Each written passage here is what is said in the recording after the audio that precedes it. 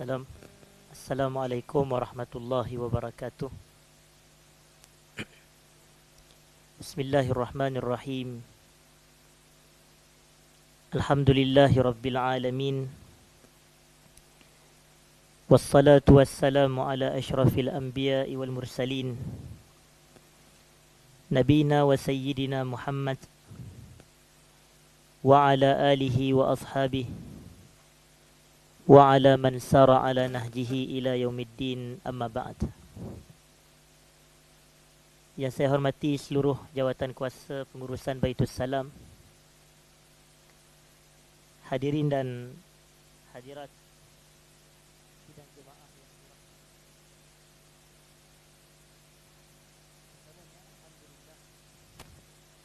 dirahmati, kita rafakkan syukur kepada Allah Subhanahu wa ta'ala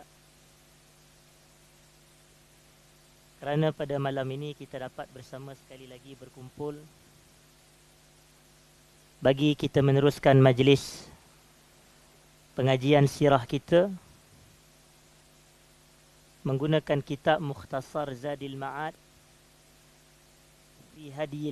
fi hadi khairil ibadi sallallahu alaihi wasallam. Dan pada malam ni kita akan menyambung perbahasan pada kuliah yang lepas, iaitu faslun fi hadihi sallallahu alaihi wasallam fi sunanir rawatib. Faslun fi hadihi sallallahu alaihi wasallam fi sunani ar-rawatib.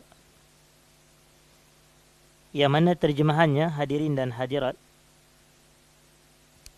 fasal berkenaan dengan petunjuk Nabi sallallahu alaihi wasallam dalam salat-salat sunat rawatib. Dalam salat-salat sunat rawatib. Dan kita telah sebutkan sebelum ini. Okey, terima kasih. Kita telah sebutkan sebelum ini pada minggu atau pada 2 minggu yang lepas bahawasanya salat sunat rawatib adalah salat-salat sunat yang mengiringi salat apa? Yang mengiringi salat fardu. Sama ada sebelum atau selepas pelaksanaan salat fardu. Jika ia sebelum, ia dinamakan sebagai rawatib qabliyah, dan jika ia selepas, ia dinamakan sebagai rawatib ba'diyah. Dan kita juga telah menyebutkan bahawasanya salat sunat rawatib ni boleh disifatkan sebagai bonus atau ganjaran lebihan kepada kita ini. Dan kita telah sebutkan hikmah salat sunat qabliyah dan hikmah bagi salat sunat ba'diyah. Jadi pada malam ni, hadirin dan hadirat, kita nak sambung berkenaan dengan kata-kata daripada penulis kitab kita, Al-Imam Ibnul Qayyim rahimahullahu ta'ala,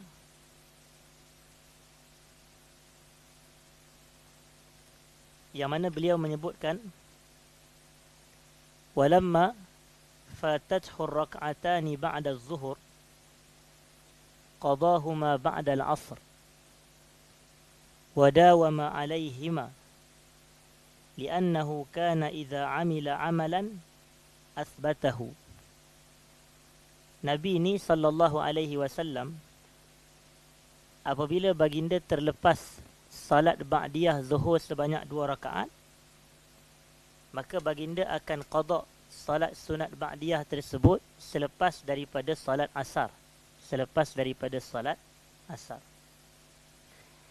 Dan Nabi sentiasa berterusan melakukan salat sunat ba'diyah zuhur. Ini kerana baginda sallallahu alaihi wasallam apabila melakukan sesuatu amalan, baginda akan melakukan ia secara sabat, iaitu secara berterusan. Asbatahu. Jadi ini menunjukkan bahawasanya adanya salat qada bagi salat rawatib, ataupun adanya qada bagi salat rawatib sekiranya kita tak sempat melakukan pada waktu dia. Kerana apa? Kerana salat rawatib adalah salat sunat yang berwaktu. Salat sunat yang berwaktu. sama seperti salat 5 waktu. Kalaulah salat 5 waktu yang kita katakan salat berwaktu itu, inna salata kanat 'alal mu'minina kitaban mawquta, salat merupakan suatu kewajipan atau ketetapan yang berwaktu ke atas orang yang beriman. Dan untuk salat fardu adanya qada mengikut pandangan jumhur ulama. Majoriti ulama berpendapat bahawasanya adanya qada bagi salat fardu berdalilkan hadis Nabi sallallahu alaihi wasallam, man nama an salatin aw nasiyaha falyusalliha idza dzakaraha. Sesiapa yang tertidur sehingga dia terlepas salat ataupun dia terlupa untuk mendirikan salat, maka hendaklah dia mendirikannya apabila dia teringat akannya. Maknanya kalaulah dia tertidur sampai terlepas salat subuh, bangun pagi pukul 10 pagi, kan dah habis dan tamat dah waktu subuh. Jadi dia bangun dan dia teringat yang dia belum mendirikan salat, maka dia boleh mendirikan salat pada waktu itu.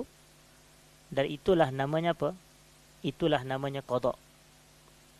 Dia pembahagian salat disebut dalam kitab fiqh manhaji terbahagi kepada 3 kalau kita nak ikut kepada pecahan. Yang pertama disebut sebagai salat ada. Sebagai salat ada. Salat ada ni adalah salat fardu yang dilakukan dalam waktu dia. Itu yang kalau dalam lafaz niat tu, contohnya sebutan usalli fardal asri 4 raka'atin adaan lillahi ta'ala. Ada atau apa makna ada? Apa dia?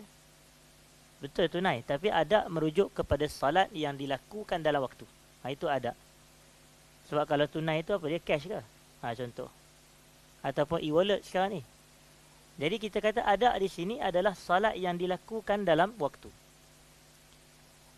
Dan yang kedua adalah disebut sebagai salat yang diulang. Al-i'adah. Salat yang diulang. Apa maksud salat yang diulang? Contoh, untuk salat zuhur, mula-mula dia salat secara bersendirian. Secara apa? Bersendirian. Kemudian dia tengok ada orang datang salat berjamaah. Dia dah selesai salat. Waktu salat masih ada. Tapi ada orang buat salat zuhur berjamaah. Lalu dia pun join.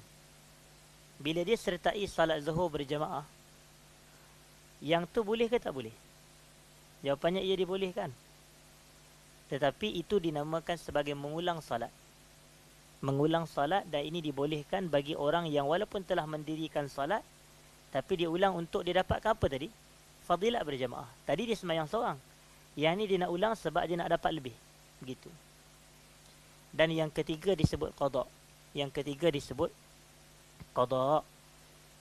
Dan qada ni adalah salat yang dilakukan pada luar waktu dia. Macam tadilah.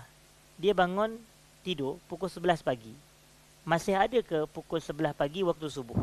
Tak ada dah. Tapi tadi, waktu subuh yang sebenar pukul 6 suku, 6.20, dia tak bangun. Dia tidur. Dan dah tamat dah waktu subuh, pukul 11 mana ada waktu subuh. Jadi dia bangun pada pukul 10 pagi atau pukul 11 pagi atau pada pukul 9 pagi. Dalam keadaan dia tak mendirikan salat subuh pagi tu, maka dia pun ambil wuduk dan dia salat. Salat ni nama dia apa? Nama dia qada, kerana dilakukan di luar waktu. Jadi itu. Dan kata para ulama, salat-salat yang berwaktu ada qada'nya. Salat-salat yang berwaktu ada qada'nya. Jadi antara salat yang berwaktu adalah salat rawatib, qabliyah dan ba'diyah. Dan kita telah sebut bahawasanya bilakah bermulanya waktu bagi salat qabliyah? Kita kata apabila masuknya waktu bagi salat fardu tersebut. Betul tak? Dan kuliah pada 2 minggu yang lepas, pada sebelum ini, kita sebut bahawasanya salat rawatib yang muakkad, salat rawatib qabliyah dan ba'diyah ni, yang muakkad ada berapa? 11? 12? Yang saya sebut dalam kuliah bulan lepas? 10? Itu jawapan yang tepat. Maknanya yang dengar dengan fokus lah. Terima kasih banyak. Puan apa dah nama? Jadi 10 hadirin dan hadirat. Iaitu 2 rakaat sebelum subuh, dan 2 rakaat sebelum zuhur, dan 2 rakaat selepas zuhur, dan 2 rakaat selepas maghrib, dan 2 rakaat selepas isyak. Jadi 10. Yang ni disebut salat sunat rawatib yang muakkad. Tapi adakah salah jawapan 12 tadi? Kita kata tak. Kerana 12 disebut dalam hadis. 12 disebut di dalam hadis, tetapi yang membezakan yang 10 yang saya sebut dengan 12 ditambah 2 rakaat sebelum zuhur jadi 4 rakaat. Jadi 10 tambah 2 jadi 12. Maknanya solat zuhur tu ada qabliyah dia 4 rakaat, dan itulah yang disebut di dalam hadis, sesiapa yang menjaga 12 rakaat dalam sehari, Allah akan bina satu rumah untuk diri dia dalam syurga. Jadi ini 12 rakaat yang dimaksudkan. Baik. Jadi boleh kalau kita katakan waktu bagi salat qabliyah adalah sebaik masuk waktu bagi salat fardu. Dan waktu salat ba'diyah bermula selepas kita selesai mendirikan salat fardu. Contoh, kita selesai salat isyak tadi, bermulalah waktu ba'diyah isyak. Begitu maksud dia. Yang ni dia tak sembahyang isyak lagi. Sekejap saya buat ba'diyah dulu. Mana boleh? Mana boleh, sebab belum masuk waktu, awak tak salat lagi isyak tu, macam mana awak nak buat salat ba'diyah? Macam tu. Tapi kalau tadi dia tak sempat buat salat qabliyah isyak, ataupun qabliyah yang kita kata muakkad ni, qabliyah zuhur lah contohnya, boleh tak dia buat selepas fardu? Kita kata boleh. Selepas fardu zuhur maksud dia. Maksudnya tadi mungkin dia sampai-sampai lewat ada urusan tak sempat nak qabliyah zuhur, sedangkan dia tahu qabliyah zuhur tu ada fadilat dia. Jadi dia salat fardu zuhur dulu, kemudian dia buat salat zuhur qabliyah. Yang tu dibolehkan, dinamakan sebagai qada.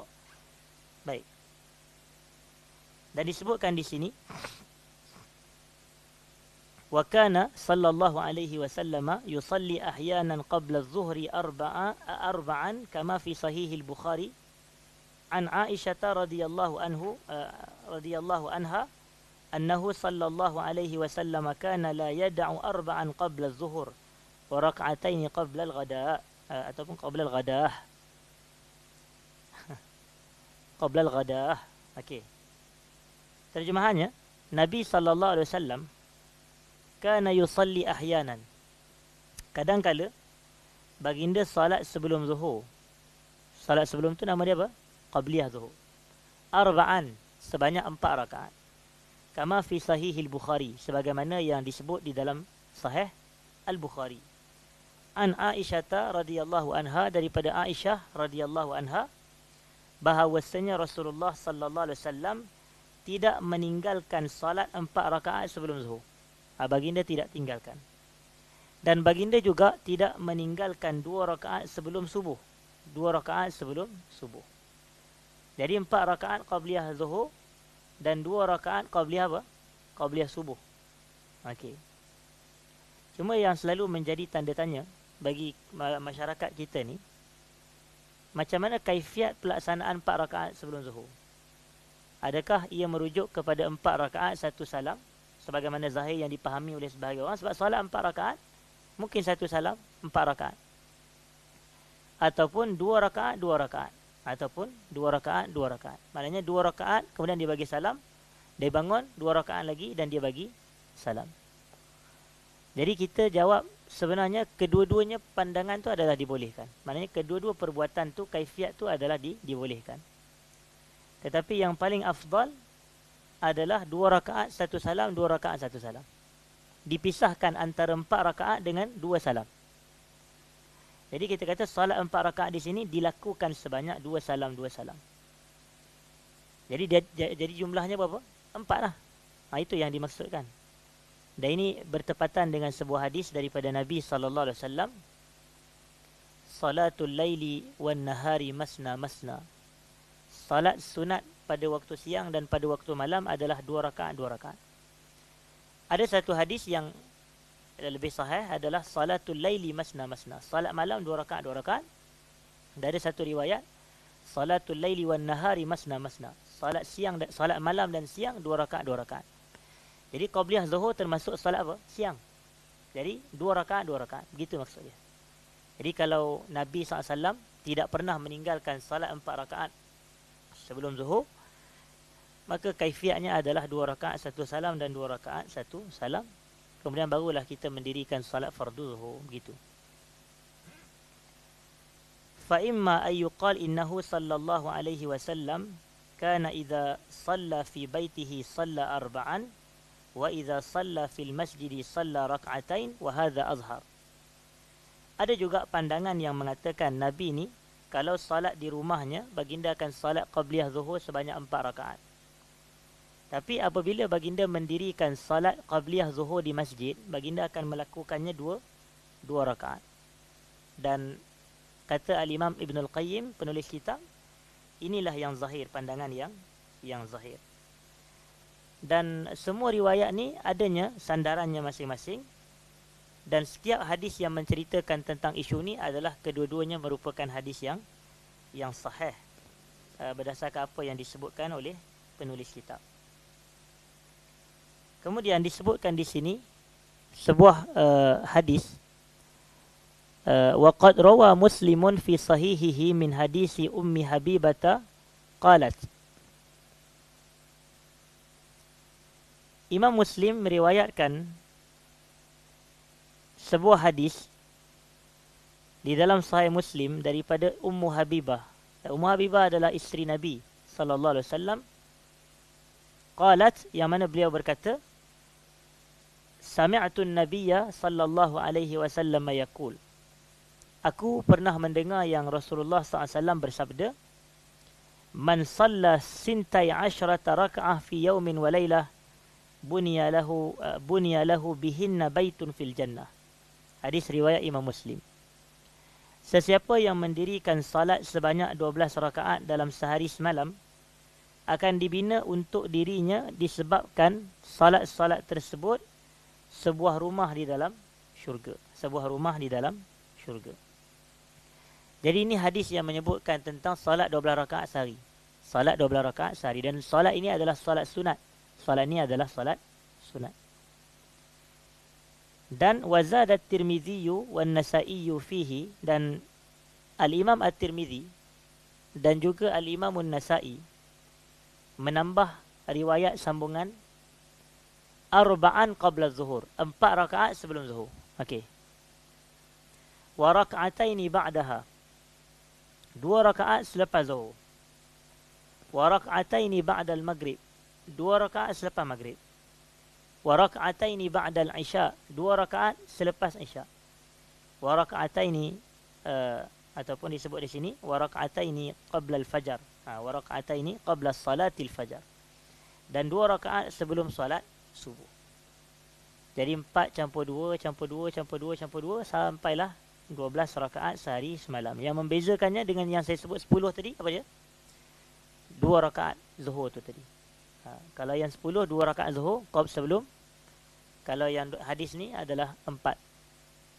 Cuma kalau tuan-tuan lihat, kalau dalam mazhab Syafi'i disebut dalam kitab-kitab fiqh yang muakkad ada 10 yang telah saya sebutkan sebelum ini. Baik. Muakkad tu yang dituntut.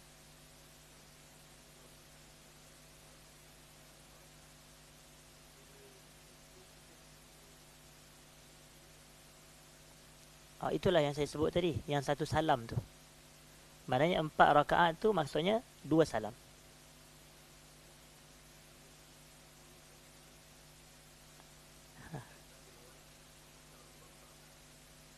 Maksud Abang Aziz ni, Abang Aziz kata 4 rakaat 1 salam tu maksud dia macam mana? Okey. Okey, betul. Okey, soalan yang baik. Itu maksud soalan dia. Okey, kalau kita ambil kaifiat 4 rakaat 1 salam tu, ada tak tahiyat awal? Itu soalan yang lebih tepat kan? Ada tak tahiyat awal? Kita kata ada. Cuma dia tak ada salam lah. Dia macam solat asar. Macam ada juga duduk tahiyat awal. Cuma dia tidak sama macam solat fardu asar ke atau fardu zuhur dengan niat. Maka kita solat 4 rakaat 1 salam. Sebab solat 4 rakaat memang ada tahiyat awal. Cuma tahiyat awal macam kita katalah hukum dia adalah sunat. Dia tidak wajib. Yang wajib hanyalah duduk tahiyat akhir dan bacaan tahiyat akhir. Boleh masih ya? Okey, jadi macam 4 rakaat 1 salam, ada juga tahiyat atau duduk tahiyat awal. Baik. Kemudian hadirin dan hadirat, saya sambung sedikit.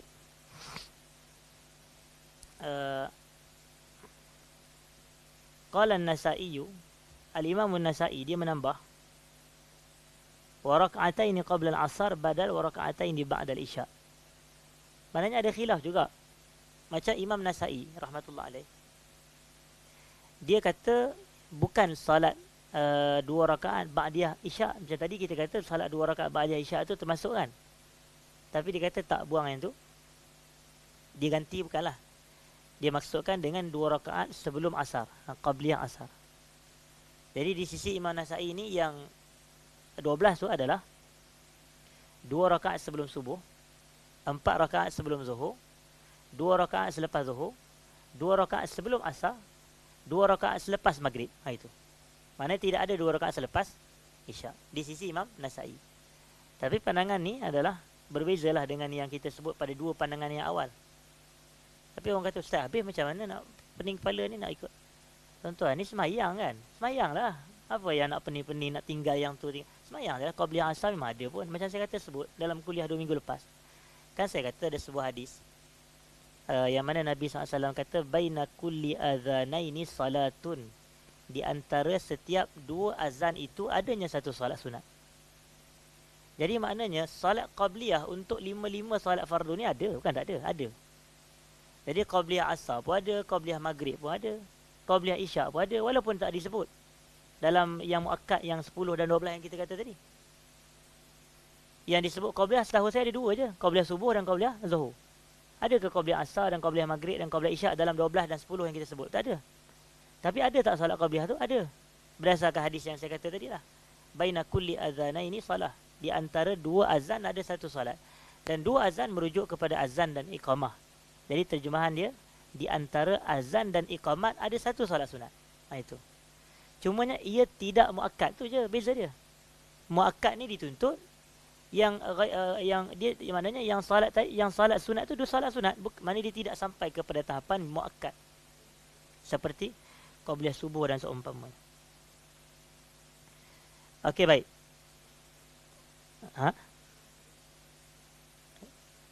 Maksudnya? Soalan ni? Macam saya kata tadi, semua untuk solat qabliyah ada. Untuk 5 waktu. Baina kulli adhanaini salatun. Di antara azan dan iqamah, adanya satu solat sunat. Jadi azan maghrib. Sebelum azan maghrib adanya selepas azan maghrib dalam 10 minit akan ada iqamat. Jadi antara azan dan iqamat ada satu solat sunat. Itu maksud dia. Dan ini saya telah sebut untuk isu kuliah qabliyah maghrib, saya dah sebut 2 minggu lepas.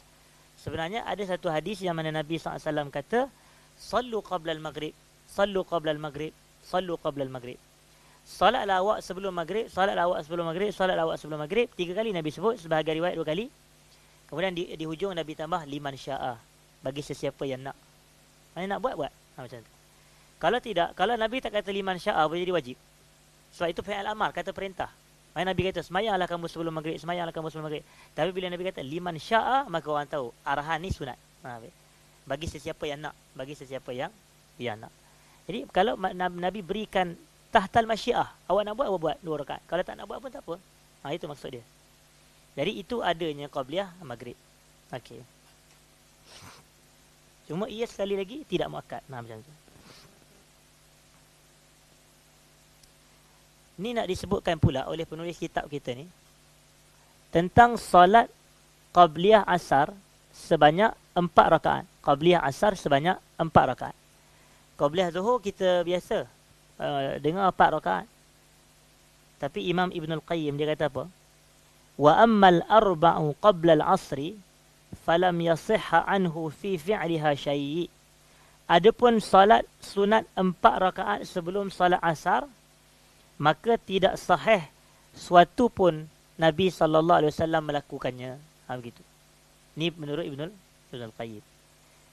Bila saya tanya begini, bila Ibn Al-Qayyim kata tidak sahih satu pun, hadis ada tak? Adalah maksud dia. Maknanya adalah hadis tu. Cuma di sisi dia tak sahih. Macam tu. Illa, kecuali, ada exception. Illa hadis Asim bin Damrah an Ali al-hadis at-tawil. Maknanya hadis tu hadis yang panjang menceritakan tentang adanya salat qabliyah 4 rakaat sebelum asar. Dan kata Ibn Al-Qayyim, wa sami'tu Syaikh al-Islami Ibn Taymiyah yunkiru hadzal haditha wa yadfa'uhu jiddan wa yaqul innahu mawdu'. Dan aku pernah mendengar, siapa dia kata ni? Ibnul Qayyim. Dia kata aku pernah mendengar Syekhul Islam Ibn Taymiyah mengingkari hadis ini. Yunkiru hadzal hadis wa yadfa'uhu jiddan, dan dia sangat-sangat menolak kuat hadis ni. Maknanya menolak hadis yang mengatakan bahawasanya adanya salat 4 rakaat sebelum asar. Dan Ibn Taymiyah kata innahu mawdu'. Sesungguhnya hadis ni adalah hadis palsu. Hadis palsu. Dan Ibn Taymiyah juga mengongsikan pandangan Abu Ishaq Al-Juzjani bahawasanya hadis ni hadis yang mungkar, hadis yang mungkar. Tetapi kata penulis kitab, waqad rawa Ahmad, maknanya hadis yang menunjukkan Nabi pernah buat salat 4 rakaat sebelum asar tu adalah hadis palsu di sisi Ibn Taymiyah. Itu maksudnya. Waqad rawa Ahmadu wa Abu Dawud wa Tirmidzi min hadisi Ibni Umar radhiyallahu anhuma anin Nabi sallallahu alaihi wasallam annahu qala. Ada sebuah hadis yang diriwayatkan oleh Imam Ahmad dan Abu Dawud dan At-Tirmidzi daripada hadis Ibnu Umar anin Nabi sallallahu alaihi wasallam, daripada Nabi sallallahu alaihi wasallam annahu qala, bahwasanya baginda bersabda, rahimallahu imra'an shalla qabla al-'asri arba'a. Ini ada satu hadis.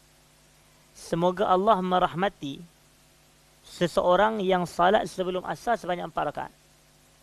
Semoga Allah merahmati seseorang yang salat 4 rakaat sebelum asar. Maknanya qabliyah asar sebanyak 4 rakaat. Waqad ikhtulifa fi hadzal hadis. Dan Ibn Al-Qayyim kata ulama-ulama telah khilaf, berbeza pandangan tentang hukum hadis ni. Maknanya hadis yang menunjukkan Nabi kata tentang kelebihan orang yang salat 4 rakaat. Tapi hadis yang menunjukkan Nabi buat yang tu yang kita kata sebelum ni. Maknanya dia ada beza. Mana? Satu hadis yang Nabi cakap, yang ni satu hadis yang Nabi sendiri buat salat 4 rakaat. Jadi kalau yang hadis Nabi sendiri buat tu, ulama kata maudhu' ataupun mungkar. Palsu atau mungkar. Tapi yang ni adalah ulama khilaf. Hadis yang Nabi SAW kata, semoga Allah merahmati seseorang yang salat 4 rakaat sebelum asar. Fasahhahahu Ibnu Hibban. Imam Ibnu Hibban dia mensahihkan hadis ni. Maksudnya sahih di sisi Imam Ibnu Hibban. Wa 'allalahu ghairuh. Tapi ulama-ulama lain allalahu. Allalahu ni maknanya mendhaifkannya lah, dalam bahasa yang mudah. Ulama-ulama mendhaifkan hadis tersebut. Sebab allala ni daripada illah. Illah ni maksud dia ada sakit ataupun ada kecacatan. Sebab itu kita pun tahu bahawasanya untuk sesuatu hadis tu dinilai sahih atau hasan, yang lebih utama saya nak cerita adalah sahih. Dia mesti cukup berapa syarat hadis sahih? Mana para pelajar hadis ni? Yang kat Baitul Salam pun belajar hadis tak? Berapa syarat untuk menjadikan sesuatu hadis tu hadis sahih? Ya? 5. Okey, terima kasih sahabat kita Syahir. Jawapan yang tepat.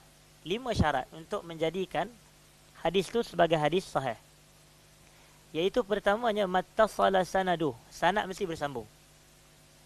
Maknanya kalau ada satu hadis, dia macam contoh, berkata Ustaz Fahmi bahawasanya Rasulullah SAW bersabda, ataupun berkata Ustaz Fahmi, saya mendengar Rasulullah SAW, palsu lah tu, ataupun dhaif lah tu. Dia tak cukup syarat. Sejak bila pula sanad saya bersambung dengan Nabi? Kecuali kalau saya sebut contoh, saya ambil daripada guru saya, daripada guru, sampailah kepada Nabi. Maknanya syarat yang pertama, sanad mesti bersambung. Maknanya sanad daripada perawi hadis tu mesti bersambung sampai kepada Nabi SAW. Tapi tak cukup itu. Ada je yang kata ada sanad. Tapi mesti yang kedua, binaqlin adlin. Dengan periwayatan daripada perawi yang adil. Itu. Perawi itu mesti adil. Maknanya bukan orang yang banyak buat dosa besar atau berterusan melakukan dosa kecil. Begitu. Dan yang ketiga mesti babit. Babit ni maknanya ingatan dia kuat. Ingatan dia kuat. Dia boleh nak recall balik. Bila-bila je dia boleh keluarkan balik. Yang keempat, min ghairi syuzuz. Hadis tu tidak ada syaz. Tidak ada syaz. Syaz ni pelik dan ganjil. Sama ada pada matan, biasanya pada matan. Maknanya orang lain riwayat dengan lafaz yang lain, dia riwayat dengan lafaz yang berbeza dengan yang ulama-ulama yang ataupun perawi-perawi yang lebih sikah lagi daripada dia. Dan yang kelima ni wala illah. Maknanya tidak ada illah. Illah ni kecacatan ataupun tidak ada sakit pada hadis ni. Mattasala sanaduhu binaklin adlin dabitin an mislihi ila muntahah min ghairi syuzuzin wala illah. Itu definisi hadis sahih. Dan yang membezakan sahih dengan hasan ni sedikit sahaja, iaitu pada dhabit, pada dhabit. Maknanya untuk hadis hasan mesti ada 5 syarat ni juga. Iaitu bersambung sanad daripada perawi yang adil, tapi bab dhabit ni mungkin dilemah sikit ingatan dia. Mungkin dia, yalah ulama-ulama dia pun kadang macam ada juga terlupa, sedikit manusia. Tapi hadis tu tidak ada syaz dan tidak ada illah. Cukup 5 syarat ni hadis sahih atau hadis hasan. Cuma beza hasan adalah pada kekuatan ingatan perawi. Itu yang membezakan. Jadi wa'allalahu ghairuhu. Hadis yang menunjukkan rahimallahu imra'an salla qabla al-asri arba'an tadi, hadis riwayat Imam Ahmad, riwayat Abu Daud, riwayat At-Tirmizi. Cuma yang nak hukum kepada hadis ni seperti Ibnu Hibban, dia kata hadis sahih. Cuma ulama selain daripada Ibnu Hibban dia kata oh tak, hadis dhaif, begitu. Baik. Selesai kepada isu tersebut, iaitu 4 rakaat sebelum asar. Cuma kalau kita berpegang kepada tashih atau pensahihan daripada Ibnu Hibban, dapat fadilat ni. Maknanya kita amalkan. Maknanya salat 4 rakaat sebelum asar. Afdalnya 2 rakaat. Afdalnya adalah 2 rakaat. Wa amma raka'atani qabla al-maghrib, adapun 2 rakaat sebelum maghrib, falam yunqal anhu sallallahu alaihi wasallam annahu kana yusallihima. Ini nak menjawab soalan puan yang bertanya tadi. Adapun 2 rakaat sebelum maghrib, tidak ada riwayat yang menukilkan bahawasanya Nabi SAW melakukan salat tersebut. Begitu. Wa sahha anhu sallallahu alaihi wasallam annahu aqarra as-sahabata alaihima. Tetapi sahih riwayat yang menunjukkan bahawasanya Nabi mengakui perbuatan sahabat yang salat 2 rakaat sebelum maghrib. Aqarrahu ni iqrar. Dan iqrar ni adalah aku, memperakukan. Itu maksud dia. Bukan aku saya, tak, memperakukan. Memperakukan, dan kita tahu bahawasanya kalau Nabi tak buat, tapi Nabi memberikan perakuan, yang tu dikira sebagai apa? Apa tu? Hadis. Boleh tu. Okey, maknanya boleh juga nak kata hadis, cuma yang lebih tepat sunnah. Macam tu. Sebab apa definisi sunnah? Yang kalau kita kata okey, ini sunnah Nabi. Adakah sunnah Nabi ni benda yang Nabi buat sahaja? Benda yang Nabi tak buat tak boleh jadi sunnah. Kita kata ada perincian dia. Definisi sunnah ni ma sabata anin nabiy sallallahu alaihi wasallam min qaulin au fi'lin au taqrir. Sesuatu yang sabit daripada Nabi sallallahu alaihi wasallam, daripada ucapan Nabi, itu sunnah. Macam contoh, ucapan Nabi innamal a'malu binniyat ke apa semua, itu sunnah Nabi. Au fi'l, atau perbuatan Nabi. Macam solat qabliyah subuh adalah sunnah Nabi. Kenapa? Nabi buat. Solat 5 waktu sehari semalam adalah sunnah Nabi. Yang orang kata kenapa Nabi buat. Sebab tu kadang-kadang orang keliru. Macam dia keliru antara sunnah dengan sunat. Walaupun sunat tu memang eja dalam bahasa Arab sunnah juga. Sin, nun, ta, marbutah tu. Ejaan sama, tapi sunat bahasa kita ni lain sikit. Jadi sunnah dan sunat. Kita kata ada macam orang kita katakan. Sunnah ni hukum dia ada banyak. Ada sunnah Nabi yang wajib dan ada sunnah Nabi yang sunat. Itu maksud dia. Tapi yang sunat adalah sunat. Ada beza tak? Yang sunat adalah sunat, dia bukan wajib. Contoh sunnah Nabi yang wajib adalah solat 5 waktu. Kan perbuatan Nabi. Puasa Ramadan sunnah Nabi. Tapi adakah puasa Ramadan tu sunnah yang sunat? Kita kata tak. Dia sunnah yang wajib. Tapi ada beza sunat dan sunnah. Okey. Dan yang ketiganya ucapan, perbuatan dan takrir, pengakuan Nabi sallallahu alaihi wasallam. Nabi tak buat dan Nabi tak cakap. Tapi Nabi akui benda tu. Macam contoh yang kita biasa dengar adalah isu makan dhab. Isu makan dhab. Dhab ni dalam bahasa mudahnya biawak padang pasir. Saya tak tahulah tuan-tuan pernah makan ke tak. Kita pun macam tak terdetik nak makan gamak ya. Ada sebahagian kawan-kawan saya kata sedap. Dan ada sebahagian kawan saya yang pergi Mesir, dia makan dhab, dia kata first and the last dia. Mana tak sedap tu. Jadi kita pun tak tahu mana satu. Saya tak nak makan secara peribadi. Jadi kalau ikut Nabi sallallahu alaihi wasallam, Nabi tak pernah makan. Cuma ada sahabat yang makan, Khalid Al-Walid. Jadi bila Khalid Al-Walid makan, Nabi tak ingkar. Kalau benda tu maksiat, wajib Nabi ingkar. Betul tak? Kalau benda tu maksiat dan benda tu haram. Kalau contoh tiba-tiba ada orang makan benda haram depan Nabi, mesti Nabi akan tegur. Kalau Nabi tak tegur, benda tu akan dianggap sebagai suatu persetujuan. Jadi macam Nabi diam, maknanya diamnya Nabi dalam melakukan atau menegur akan menjadikan perbuatan tu seolah tidak ada isu. Padahal ada isu. Sebab tu kita kata kalau Nabi diam tu maknanya benda tu tak ada isu dah tu. Itu isyarat dia. Maknanya kalau Nabi diam sebab la yajuz ta'khirul bayani an waqtil hajah. Tidak boleh kita melewatkan penjelasan daripada waktu perlu untuk bagi penjelasan. Macam contoh, sekarang ni ada penting untuk kita bagi penjelasan, tapi kita kata, oh, minggu depan lah aku nak bagi. Yang ni tak la yajuz. Maknanya kalau waktu tu memang perlu untuk kita bagi penjelasan, memang macam tadi lah. Nabi, ada orang makan dhab depan dia. Tak boleh Nabi nak melewat-lewatkan bagi penjelasan. Tapi kalau Nabi diam menunjukkan tak ada masalah pada perbuatan tu. Jadi Nabi ada iqrar. Macam tu. Itu pun termasuk dalam perkara yang, maknanya janganlah kata orang makan dhab tu macam menyelisihi sunnah pula. Tak boleh. Sebab Nabi dah akui benda tu. Jadi tak boleh kata okey yang ni menyelisihi sunnah Nabi kerana dia makan dhab. Tak boleh kata begitu. Jadi Nabi mengakui perbuatan sahabat yang melakukan solat qabliyah maghrib. Walaupun ada riwayat yang menunjukkan Nabi tidak buat. Wa kana sallallahu alaihi wasallam yarahum yusallunaha. Nabi pernah melihat para sahabat melakukan solat qabliyah sebelum maghrib. Falam ya'muruhum walam yanhahum. Nabi tak pernah suruh para sahabat buat.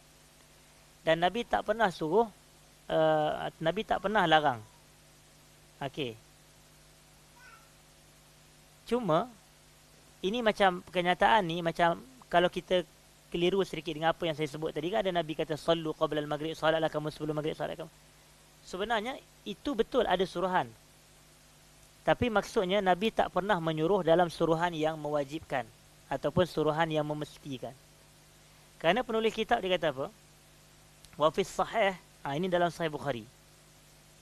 An Abdullah al-Muzani annahu sallallahu alaihi wasallam qala sallu qabla al-maghrib. Macam yang saya baca tadi. Salatlah kamu sebelum maghrib. Dan salatlah sebelum maghrib ni salat sebelum masuk waktu maghrib ke salat sebelum mendirikan salat fardu maghrib? Mana satu? Sebelum mendirikan. Itu. Sama macam isu subuh kan? Bila Nabi kata raka'atul fajri khairum minad dunya wa ma fiha. 2 rakaat fajar lebih baik daripada dunia dan segala isi dia. Dan 2 rakaat fajar tu bukannya salat fardu subuh, tapi 2 rakaat fajar adalah qabliyah subuh. Begitu. Ada orang kata pula, saya ingat masa ada orang pernah tanya soalan. Dia kata, saya nak tanya 2 rakaat yang Nabi kata rakaatul fajar dalam hadis tu, yang tu sebelum fardu subuh ke atau yang sebelum subuh ke ataupun sebelum solat fardu subuh? Dia kata. Sebenarnya sebelum solat fardu subuh. Itu. Sebab kalau sebelum subuh tak dinamakan fajar. Tapi maknanya sebelum subuh belum masuk lagi. Maknanya belum fajar lah. Subuh tu fajar lah. Jadi bila sebelum subuh, macam yang Piramli kata sebelum subuh saya sampai tu. Betul tak? Yang itu maksud dia kalau sebelum subuh malam lah. Tapi kalau bila dah masuk waktu subuh, itulah fajar. Maknanya telah bermulanya fajar. Dan Nabi SAW kata sallu qabla al-maghrib. Salatlah kamu sebelum maghrib, iaitu salatlah kamu sebelum kamu mendirikan salat fardu maghrib. Maknanya waktu maghrib dah masuk ke belum? Dah masuk. Qala fis salisah, dan Nabi sebut pada yang kali yang ketiga, liman syaa. Liman syaa. Bagi sesiapa yang mahu. Macam yang saya sebut tadi. Kenapa Nabi kata liman syaa? Ibnul Qayyim dia tafsirkan, dia kata karahah ayyattakhidhahan nasu sunnah. Nabi tidak suka untuk orang ramai menjadikan ia sebagai suatu sunnah. Macam tu. Maksudnya bila Nabi sebut liman syaa, bagi sesiapa yang nak, maka seolah isyaratnya Nabi tak suka untuk orang ramai menjadikan salat qabliyah maghrib ni sebagai suatu sunnah. Macam sampai hari-hari nak buat. Macam tu. Jadi kalau nak buat boleh, tapi jangan selalu sangat. Sebenarnya ini memang asas bagi ibadah-ibadah sunat sebenarnya. Tetapi kita boleh faham dan kita boleh bezakan. Macam contoh, pasal tak isu solat yang paling utama sekali dalam isu yang hampir sama ni apa dia? Solat tarawih. Solat tarawih. Kan pada malam pertama Ramadan Nabi solat tarawih di masjid. Dah adalah 2-3 orang sahabat yang tengok dan mereka pun turut serta solat berjamaah dengan Nabi sallallahu alaihi wasallam. Kemudian malam esoknya Nabi datang ke masjid dan Nabi solat lagi. Jemaah makin ramai. Dan malam yang berikutnya, malam yang ketiga, Nabi datang ke masjid, penuh masjid. Jemaah semua nak ikut solat dengan Nabi sallallahu alaihi wasallam. Ni pada bulan apa? Bulan Ramadan. Dan itulah dianya tarawih. Nabi qiyam Ramadan. Nabi qiyam Ramadan. Dan malam yang berikutnya, Nabi tak datang masjid. Nabi tak datang masjid. Orang dah penuh dah. Melimpah ruah dah orang. Mereka pun ternanti-nanti mana dia Rasulullah SAW. Tapi Nabi tak datang. Dan esok paginya Nabi hadirlah untuk salat subuh. Dan Nabi jadi imam. Selepas selesai salat subuh, Nabi baling ke belakang. Nabi kata, sesungguhnya aku mengetahui apa yang berlaku pada malam tadi. Maksudnya Nabi tahulah yang orang ramai datang ke masjid, penuh masjid tu. Tapi dia kata, tidaklah yang menghalang aku untuk hadir illa anni khasyitu an tufrada alaikum, melainkan kerana aku khawatir solat ni akan difardukan ke atas kamu. Bayangkan kalau tiap-tiap malam Nabi buat, waktu tu adalah waktu nuzulul wahyi, waktu turunnya wahyu. Nabi ni bila sepanjang Nabi hidup adalah tempoh turun wahyu. Jadi bayangkan kalau 30 hari Nabi buat tarawih, tiba-tiba Allah syariatkan wajib sembahyang tarawih. Allah, letih kita. Kalau wajib sembahyang tarawih ni letih kita. Tak sempat nak pergi Sogo, nak pergi Kamda, nak pergi Jekyll, tak sempat. Nak cari baju Melayu ke bulan bintang kau, tak sempat. Jadi sebab itu disunatkan je tarawih. Sebab Nabi kata illa anni khasyitu an tufrada alaikum, aku takut ia difardukan. Jadi maknanya ibadah-ibadah sunat ni sebahagian ulama cenderung kata tak digalakkan untuk dilakukan secara berterusan seolah-olah ia disyariatkan. Dalam arti kata difardukan. Kecuali yang ada riwayat yang menunjukkan muakkad, macam qabliyah subuh. Nabi sangat-sangat jarang tinggal qabliyah subuh. Yang ni kena buat. Faham tak? Maknanya ini qabliyah subuh ni kecuali 1-2 kali je. Kenapa Nabi tinggalkan 1-2 kali tu? Nak menunjukkan qabliyah subuh tidak wajib. Itu maksud dia. Tapi saya katakan begini, kalau pada zaman dahulu kenyataan macam ni mungkin sesuai. Tapi zaman sekarang ada lagi tak orang boleh ingat kalau solat qabliyah, solat tarawih tu dia jadi wajib? Tak adalah kan? Jadi tak ada masalah nak buat hari-hari. Tak ada masalah. Sama juga, tak adakah orang beranggapan kalau kita buat solat qabliyah maghrib itu seolah benda tu wajib? Tak, mana ada dah. Tapi kalau zaman-zaman dahulu, pada zaman Nabi dan para sahabat, logik lah. Kenapa yang Nabi tak nak jadikan orang nampak seolah nanti yang ni seolah jadi wajib? Pada zaman dia, zaman turun wahyu, itu ada beza antara dua situasi yang berbeza. Jadi kita boleh faham logik lah kenapa kadang. Tapi pada zaman sekarang ni, orang pun boleh bezakan, okey, yang ni fardu, yang ni sunat. Jadi tak ada masalah pun untuk kita lakukan. Maknanya banyaklah benda-benda yang maknanya kita tidak sampai tahap orang ingat nak jadi benda ni wajib. Macam tu. Pandangan ni ada dalam kitab-kitab yang lain lah. Bagi yang banyakkan pembacaan, dia akan jumpa lah. Okey. Wa hadha huwa as-sawabu fi hataini rak'atain annahuma mustahabbatani mandubun ilaihima. Okey. Dan inilah yang paling tepat dalam menjelaskan tentang 2 rakaat ini. Fi hataini ar-rak'atain. Iaitu 2 rakaat sebelum apa tadi? Sebelum maghrib. Annahuma mustahabbatan. Kedua-duanya iaitu 2 rakaat sebelum maghrib ini mustahabbah. Itu sunat. Mandubun ilaihima. Mana digalakkan untuk kita buat salat qabliyah maghrib. Ini pandangan Ibnu Qayyim. Cumanya walaisata bisunnatin ratibah. Tetapi kedua-duanya bukanlah sunat rawatib yang dituntut yang saya katakan tadi. Kasa iris sunanir rawatib. Tapi di salat sunat 2 rakaat. Hadirin dan hadirat. Okey, baik. Kemudian kita nak pergi kepada yang berikutnya. Wa kana sallallahu alaihi wasallam yusalli 'ammatas sunani wat tatawwu' alladhi la sababa lahu fi baitihi wala siyama sunnatal maghrib. فإنه لم ينقل عنه أنه صلى الله عليه وسلم فعلها في المسجد البتة. Okey. Nabi sallallahu alaihi wasallam mendirikan majoriti salat sunat. Dan salat sunat yang tidak mempunyai sebab di rumah baginda. Lebih-lebih lagi salat sunat maghrib, iaitu salat ba'diyah maghrib. Dan tidak dinukilkan daripada Nabi sallallahu alaihi wasallam baginda melakukannya di masjid walau satu riwayat pun. Maksudnya tidak ada sebarang riwayat pun yang menceritakan Nabi salat ba'diyah di masjid, ba'diyah maghrib di masjid. Cuma yang ni kita kena perincikan. Yang ni kena perincikan.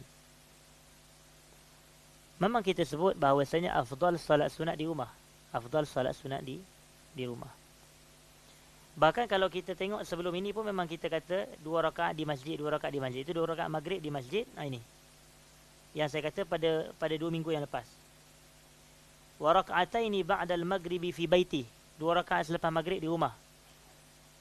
Wa raka'ataini ba'dal isya' fi baiti. 2 rakaat selepas isya' di rumah. Okey, baik. Jadi maknanya ba'diyah maghrib dan ba'diyah isya' Nabi SAW buat di rumah. Cuma ke mana yang saya kata kita berhajat kepada perincian.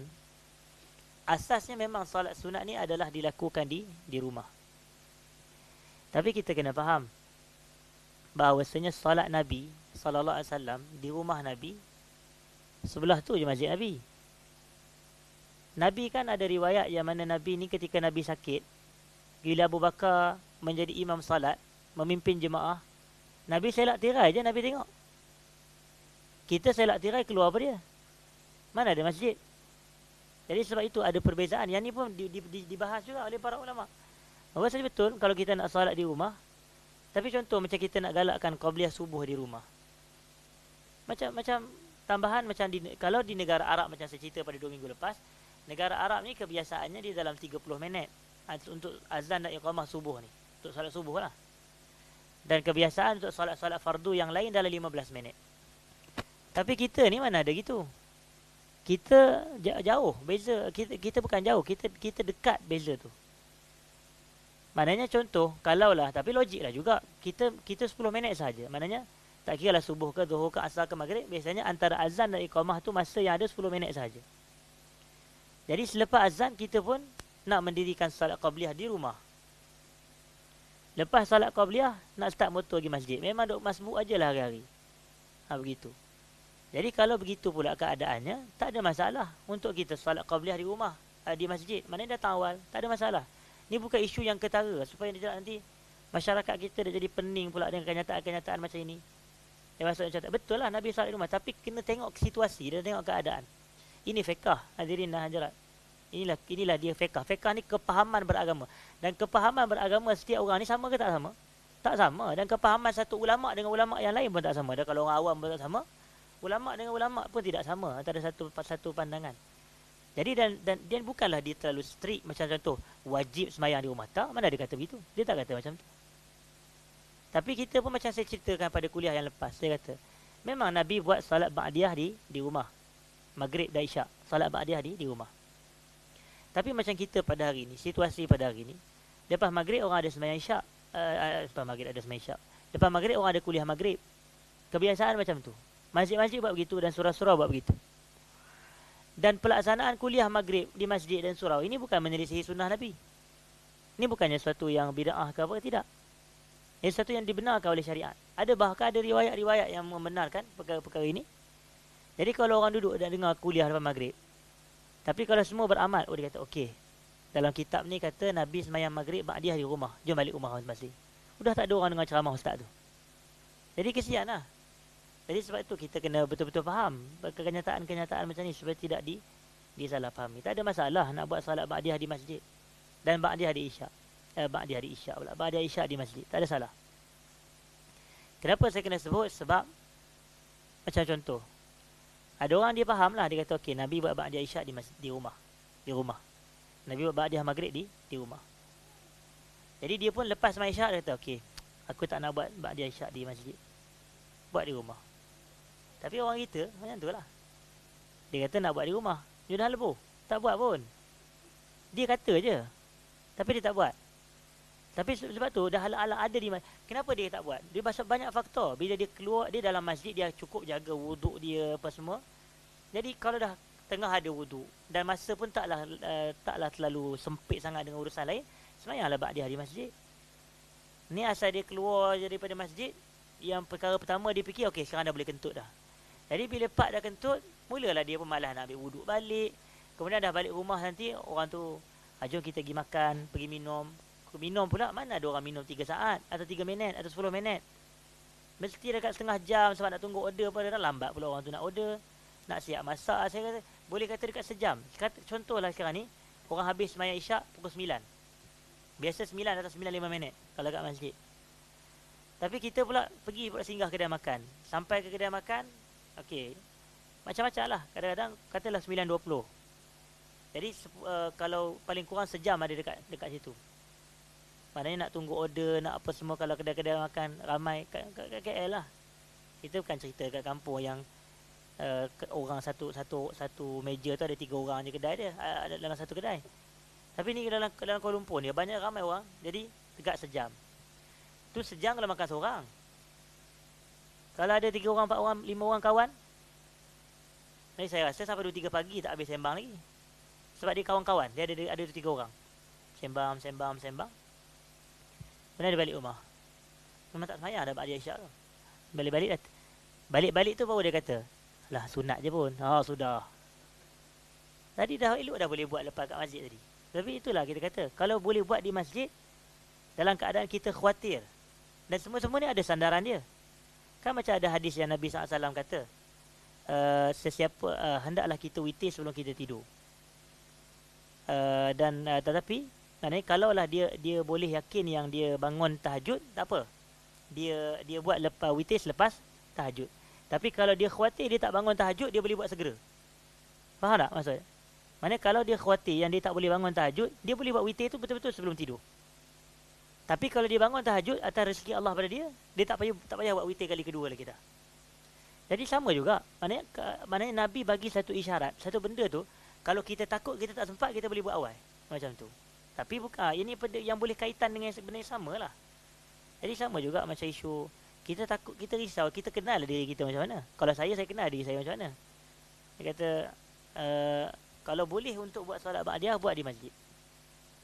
Tambahan lagi, macam saya cerita pada kuliah yang lepas, lebih-lebih lagi kalau ustaz-ustaz atau ustazah atau tokoh-tokoh yang diikuti, dia kena menzahirkan amalan dia di publik, secara publik, supaya perbuatan dia boleh dijadikan sebagai ta'lim dan boleh dijadikan sebagai suatu targhib, iaitu suatu galakan dan suatu bentuk didikan perbuatan itu. Okey, baik. Dan yang terakhir sebelum kita tutup, hadirin dan hadirat,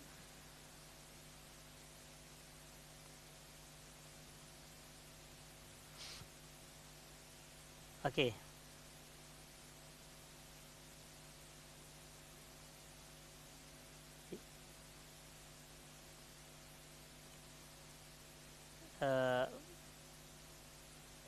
okey, baik. Jadi wa kana yusalli 'ammatas sunani wat tatawwu' allazi la sababa lahu. Yang saya nak jelaskan sebagai penutup ni, yang solat sunat yang tidak ada sebab ni. Mana solat sunat yang tidak ada sebab ni kebiasaannya Nabi akan buat di rumah. Kita tahu bahawasanya solat sunat ni terbahagi kepada 2. Satu solat sunat yang laha sabab, yang mempunyai sebab. Dan satu lagi solat sunat yang tidak ada sebab. Apa contoh solat sunat yang bersebab? Ha? Apa tu? Ya, masih Abang Aziz. Solat tahiyatul masjid, jawapan yang tepat adalah solat sunat yang bersebab. Kenapa kita kata bersebab? Macam bila kita masuk masjid, kita semayang 2 rakaat. Orang sebelah lepas kita selesai semayang, apa sebab awak semayang? Sebab masuk masjid lah, dia kata. Sebab masuk masjid. Jadi bila ada sebab tu, adalah solat tu. Bila tak ada sebab tu, tak adalah solat tu. Faham tak? Maknanya, dan Nabi sebutlah hadis, iza dakhala ahadukumul masjida fala yajlis hatta yusalli raka'atain. Apabila masuk salah seorang kamu dalam masjid, janganlah dia duduk sehingga dia selesai solat 2 rakaat. Jadi maknanya ini ada sebab. Maknanya sebab 2 rakaat tu sebabnya adalah masuk masjid. Tapi sebab yang sama ada tak disertakan pada masuk selain pada masjid? Contoh, kita kata tak ada. Maknanya tiba-tiba nanti orang nak pakaikan benda yang sama juga. Dia kata masuk mall, semayang 2 rakaat. Mana ada solat tahiyatul mall? Ataupun solat tahiyatul apa lagi? Pejabat. Mana ada? Jadi sebab itu dalam ni tak ada sebab tu. Solat 2 rakaat tu tak ada sebab, tidak ada sebab. Jadi solat tahiyatul masjid adalah solat yang bersebab. Sebab itu macam kita tahu bahawasanya ada waktu-waktu larangan solat, betul tak? Ada waktu larangan solat. Dalam fiqh kita ni ada 5 sebenarnya. Ada 5 waktu larangan solat. Dalam, kalau tuan-tuan buka dalam kitab Matan Abi Syuja' atau Matan Ghaya wa Takrib tu, Al-Qadi Abu Syuja' ada sebut 5. Tapi yang saya nak fokuskan 2 je yang biasa orang kita dengar dan biasa orang kita sebut, iaitu solat selepas subuh dan solat selepas asar. Jadi selepas subuh dan selepas asar adalah waktu larangan solat. Majoriti ulama kata haram. Walaupun dalam mazhab Syafi'i ada yang kata makruh, tapi makruh tu pun sebenarnya adalah makruh tahrim. Kan dalam kita ada makruh tanzih, ada makruh tahrim. Kalau ada ulama mazhab Syafi'i yang kata makruh tu makruh tahrim. Jadi dia haram dan makruh tahrim lebih dekat. Cuma dia tidak macam makruh tahrim ni sebahagian kata tidaklah sampai kata haram. Tapi kita kata majoriti ulama kata haram. Tapi solat yang haram dilakukan pada waktu-waktu larangan solat ni adalah solat sunat yang tanpa sebab sahaja. Adapun solat yang bersebab, yang ni tidak haram. Jadi sebab itulah kalau kita tengok ada orang datang ke masjid pukul 7 dah masuk maghrib ke sekarang ni? Belum lagi. Itu waktu larangan solat sebenarnya. Waktu pukul 7 malam tu waktu larangan solat. Tapi orang tu masuk masjid, dia buat tahiyatul masjid. Boleh tak kita nak tegur dia? Syekh, Haji, mana boleh semayang waktu sekarang ni? Ni dalam kitab sebut. Macam tu. Dia kira kitab dia je. Jadi kita kata, tak, saya pun baca kitab juga. Rupanya yang dilarang adalah solat sunat tanpa sebab. Yang saya buat ni tahiyatul masjid dan tahiyatul masjid bersebab. Kalau ada jemaah gitu, kita pun nak belajar agama dengan dia, hebat juga ilmu dia. Macam tu. Jadi kita kena maklum benda-benda gini. Dan termasuk solat yang bersebab adalah macam solat gerhana. Itu solat bersebab. Kalau tak ada gerhana, tak adalah solat tu. Itu maksud dia. Kalau tak ada sebab, tak adalah berlakunya gerhana tu, tak adalah solat gerhana. Dan solat, banyak lagi lah solat. Hatta solat jenazah pun termasuk dalam kategori ni. Solat jenazah. Jadi kalau tuan-tuan masuk masjid lepas asar, tiba orang kata, mari kita semayang jenazah sebab ada jenazah depan mata kita ni. Boleh tak semayang? Kita kata boleh. Dan qada solat fardu pun tak termasuk dalam larangan. Boleh je qada solat fardu lepas asar, qada solat fardu lepas subuh. Yang ni tidak dilarang. Okey. Cuma yang dilarang adalah solat yang tidak ada sebab. Contoh solat yang tak ada sebab ni apa dia? Dia solat sunat mutlak. Solat sunat mutlak. Iaitu solat 2 rakaat. Macam tiba-tiba kita sekarang ni nak solat 2 rakaat. Boleh ke tak boleh sekarang ni? Boleh. Tapi kalau lepas subuh tak boleh. Tiba-tiba sampai nak semayang 2 rakaat. Itu mutlak nama dia. Solat sunat wuduk dia bersebab. Apa sebab kita semayang? Sebab ambil wuduk. Jadi kalau macam kita masuk masjid pukul 7, baru lepas ambil wuduk, boleh buat solat sunat wuduk. Dia tidak dilarang walaupun pada waktu larangan solat. Kerana solat sunat wuduk adalah solat sunat yang bersebab. Dan ini disebut dalam kitab-kitab fiqh. Solat sunat wuduk, solat tahiyatul masjid, solat gerhana. Dan solat qada. Macam tu.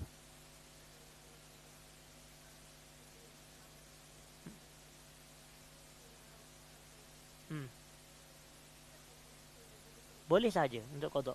Walaupun macam saya kata, walaupun ia waktu larangan solat, tapi untuk solat qada dia tidak ada terkesan. Dia solat yang terkesan ni adalah solat yang tanpa sebab. Iaitu solat dua rakaat solat mutlak. Solat sunat 2 rakaat. Dan contoh lain bagi solat tanpa sebab ni adalah seperti sembahyang hajat. Macam orang lepas asar je nak buat sembahyang hajat, lepas subuh nak buat sembahyang hajat, contohlah. Tapi kat negara kita tak buat lah kan. Negara kita lepas maghrib. Itu pun saya macam tak setuju juga. Sebab tiap-tiap malam buat sembahyang hajat. Apa isu dia? Sebab inilah yang macam poin yang Nabi kata tadi. Untuk solat sunat jangan dijadikan sebagai suatu kelaziman sehingga seolah-olah hari-hari macam jadi wajib pula. Sama juga baca Al-Mu' tiap-tiap malam. Maknanya lepas isyak je buat bacaan Al-Mu' hari-hari buat. Tu bagi saya itu bukan sebab itu bukan suatu yang agama ajar macam tu. Tapi saya bukan nak isu salah ke tak salah, bukan isu tu. Tapi adakah petunjuk agama? Macam kita kan hadiun Nabi SAW. Maknanya zadul ma'ad fi hadi khairil ibad sallallahu alaihi wasallam. Afdalnya sekali-sekala saja. Afdalnya sekali-sekala.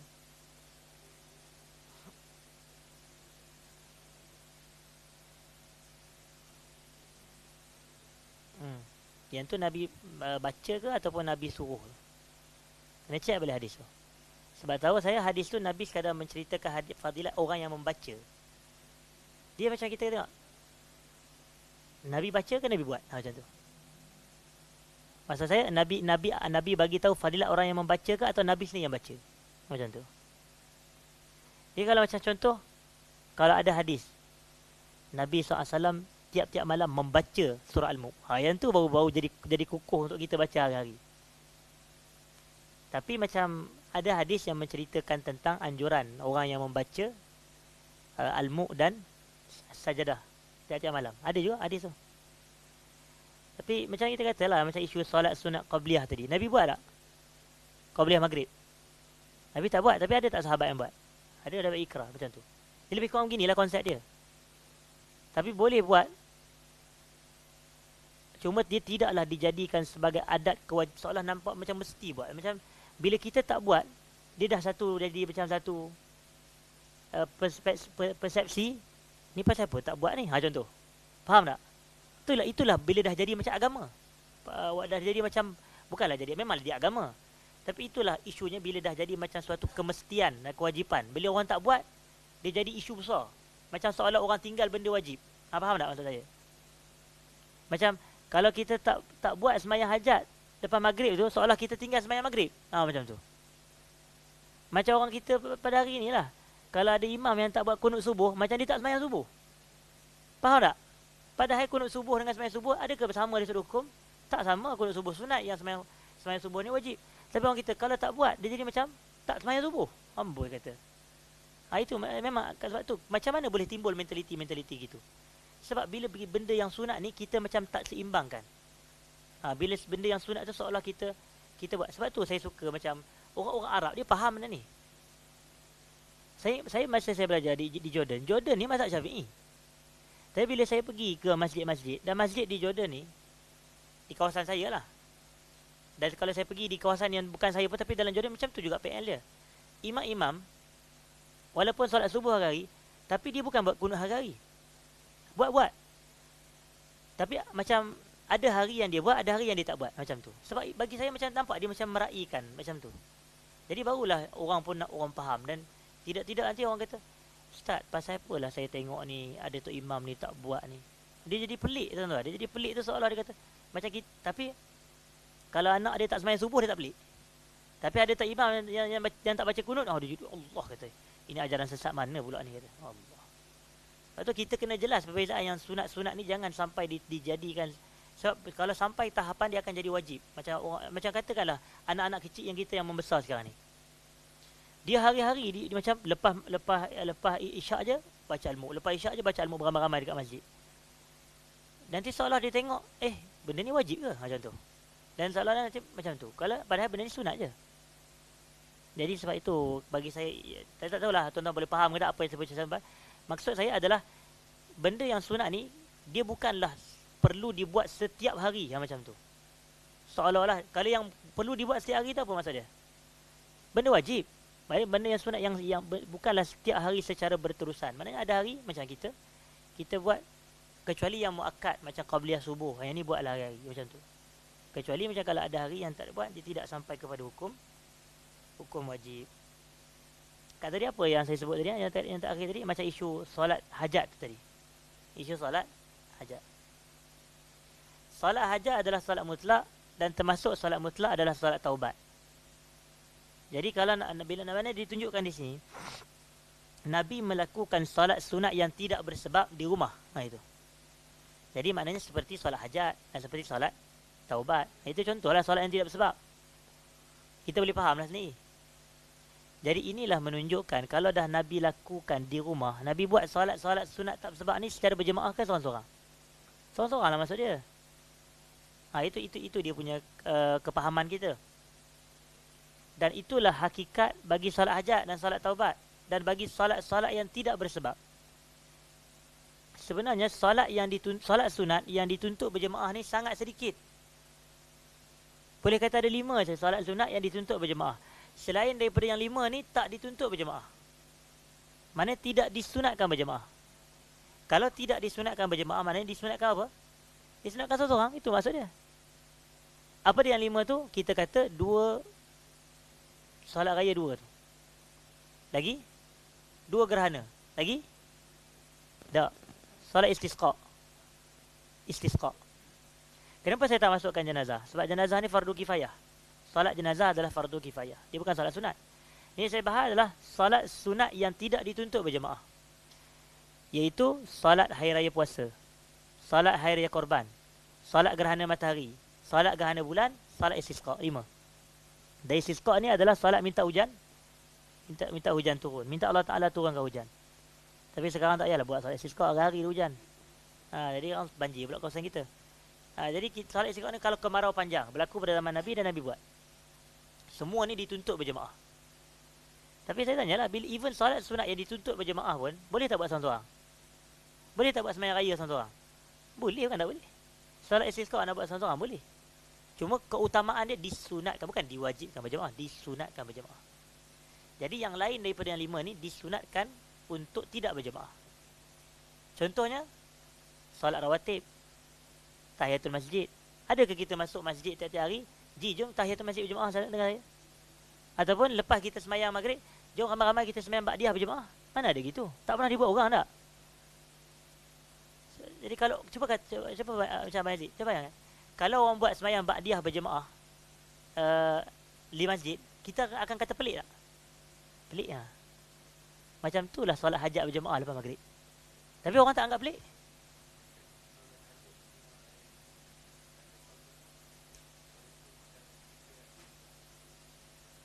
Itu doa lah. Itu doa. Maknanya kalau macam nak doa yang mustajab, tak ada tangan. Dia, itulah kadang.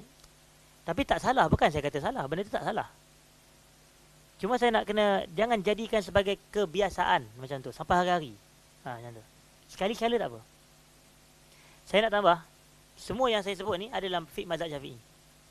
Maknanya solat sunat yang dituntut berjemaah ni 5 tadi. Dan baki daripada itu semuanya tak dituntut berjemaah. Macam solat rawatib, macam tahiyatul masjid. Begitu. Qabliyah dan ba'diyah. Dan termasuklah solat hajat dan taubat. Dan sebab adakah solat hajat termasuk dalam solat raya? Tak kan? Jadi maknanya selain daripada yang 5 tu, semuanya kita boleh faham. Yang tu afdalnya dilakukan secara sendiri-sendiri. Tapi disebut oleh Al-Khatib Asy-Syarbini dalam kitab Al-Qina' fi Halli Al-Fadhi Abu Syuja', sekiranya solat-solat sunat yang tidak dituntut berjemaah ni dilakukan secara berjemaah sekali-sekala, yang ini dibenarkan. Sekali-sekala dibenarkan. Menunjukkan tidak sebab dia tidak haram. Maknanya kalau kita nak buat solat taubat berjemaah sekali-kala boleh. Solat duha berjemaah sekali-kala boleh. Solat tahajud berjemaah sekali-kala boleh. Tapi asalnya tahajud ni seorang-seorang lebih afdal. Solat duha seorang-seorang lebih afdal. Solat hajat seorang-seorang lebih afdal. Solat taubat seorang-seorang lebih afdal. Saya nak jawab isu yang kalau lah kata dalam kalangan kita ni lebih mustajab doa dia. Bagi saya, yang utama ni kalau kita nak meminta hajat, yang paling utama Nabi ajar doa. Sebenarnya.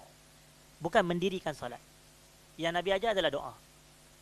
Maksudnya doa ni macam contoh, ada dalam kalangan jemaah kita tak sihat. Jadi kan orang biasa buat, marilah kita sama-sama mendirikan solat hajat bagi mendoakan jemaah kita yang tak sihat ataupun nak menjalani pembedahan. Kenapa tak kita doa je kepada dia? Mana tak, dekat mana yang datang kena dirikan solat hajat tu? Mana kat mana yang dirikan solat hajat dulu? Padahal kita boleh macam contoh, kan Nabi SAW sebut macam kalau orang tu sakit, doakan dia. Adakah Nabi kata kalau orang tu sakit awak dirikan solat hajat 2 rakaat kemudian baru doa? Mana ada Nabi sebut macam tu?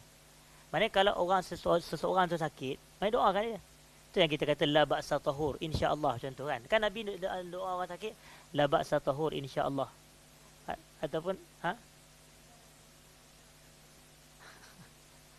maknanya ajaran Nabi yang Nabi ajar dah jadi macam tak best. Itulah kepahaman kita. Itu bahana tu yang saya kata tu. Tapi bila orang sebut ni Ustaz Fahmi menghalang solat hajat. Bukan kita halang solat hajat. Mana yang tak cerdik sangat. Tapi kita isu kita adalah kadang-kadang boleh salah faham macam tu. Tapi saya tak kata benda tu berdosa dah. Mana ada benda tu dosa. Cuma prioriti kita hadiun Nabi ni SAW. Apa petunjuk Nabi sebenarnya? Macam kalau ada orang ni kita doakan dia. Maknanya kalau kan tengok macam contoh doa kepada orang sakit, Allahumma shfihi shifaan ajilan shifa la yughadiru saqama. Doa macam tu. Maknanya kalau ada orang nak jadi, jom ya Allah ya Tuanku, kau berilah permudah. Itu lebih utama sebenarnya. Itu lebih utama.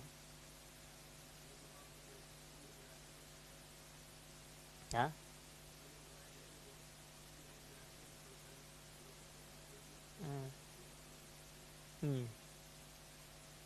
Yang tu pun sebenarnya saya tak jumpa di mana sandarannya. Iyalah. Maksudnya?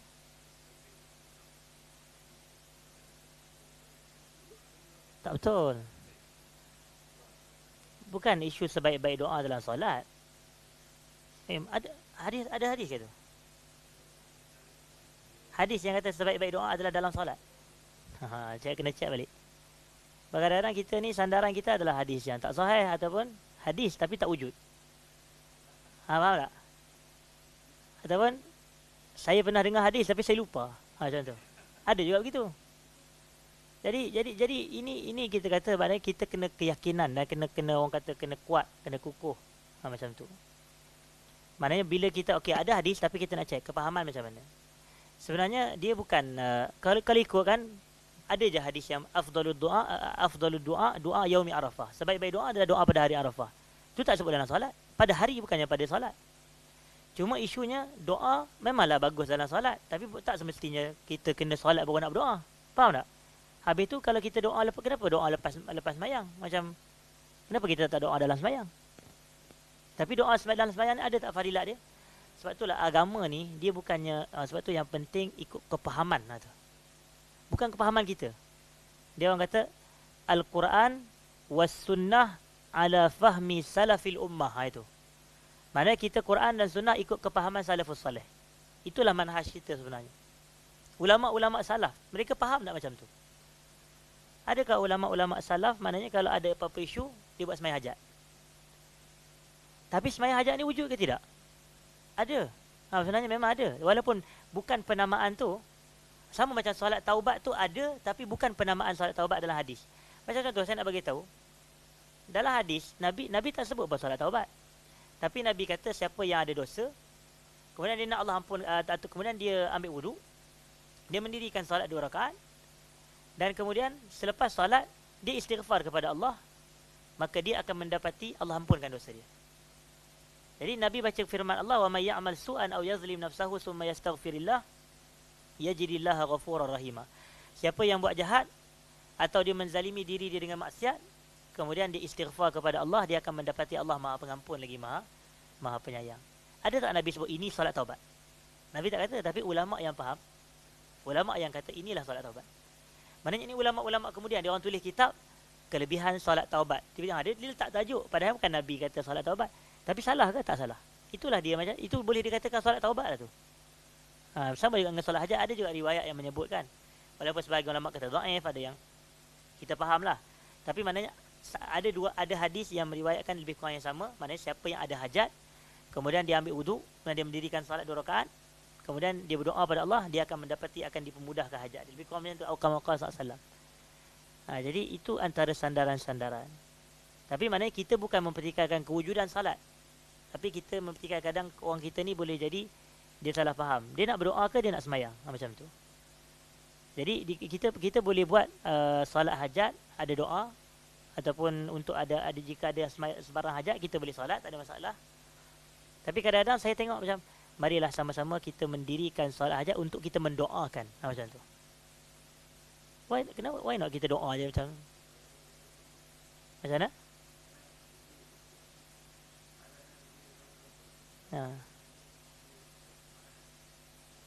Baik. Itu isu dari sudut qadaan. Kalau ada arahan, ikutlah. Tak ada masalah. Dan itu arahan waliul amri, bukan arahan daripada orang tepi jalan. Arahan pemerintah. Sama juga macam kalau pemerintah wajibkan solat istisqa. Wajib tak? Wajib. Kalau pemerintah wajibkan kita ni, bila dah kemarau panjang, pemerintah wajibkan kita untuk berpuasa. Sebab kan Nabi, sebelum Nabi dirikan solat istisqa, kan Nabi puasa, Nabi sedekah, Nabi takbir, Nabi solat. Itu benda yang Nabi buat. Jadi, dalam kitab-kitab fiqh, kalau pemerintah wajibkan untuk kita puasa, sebab nak bagi doa supaya Allah mustajabkan turun hujan ni bila kemarau panjang ni, wajib untuk semua rakyat puasa. Jadi kalau ada arahan, tak ada isu. Tapi kalau macam kita nak jadikan sebagai suatu pengamalan secara harian-harian, yang tu. Saya agak macam kurang sedikit dari sudut.